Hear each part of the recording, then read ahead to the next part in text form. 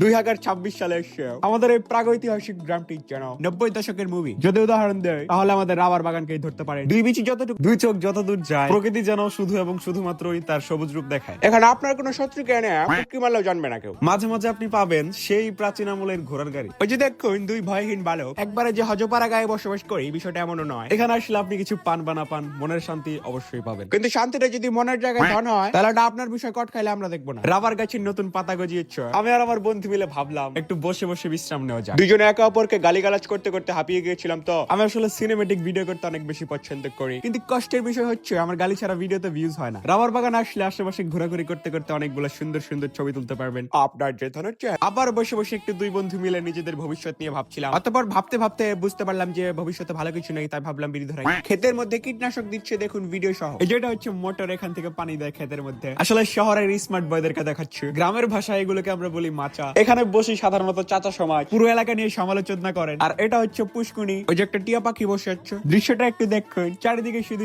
সবুজ। ধান ক্ষেতের ভিতরে বসে ডিস্টিং করলে কেউ দেখবে না। বৃষ্টির দিনে এই রাস্তাগুলো দিয়ে চলাফেরা করা প্রচন্ড কঠিন হয়ে যায়। এই জন্য কোনো মতে ইট লাগিয়ে দিয়ে আমাদেরকে সন্তুষ্ট করা হয়েছে। রাস্তায় একটু পরপরই এরকম বড় ভাইয়ের দেখা পাবেন। আর মেইন রোড ধরতে গেলে হেঁটে যেতে হয়। এরকম করে অটো পাওয়া তো বিলাসিতা। লেল্যান্ডে একটু বিশ্রাম নিচ্ছ, মাঝে মাঝে কোকিলের ডাক মাথা খারাপ করে দেয়।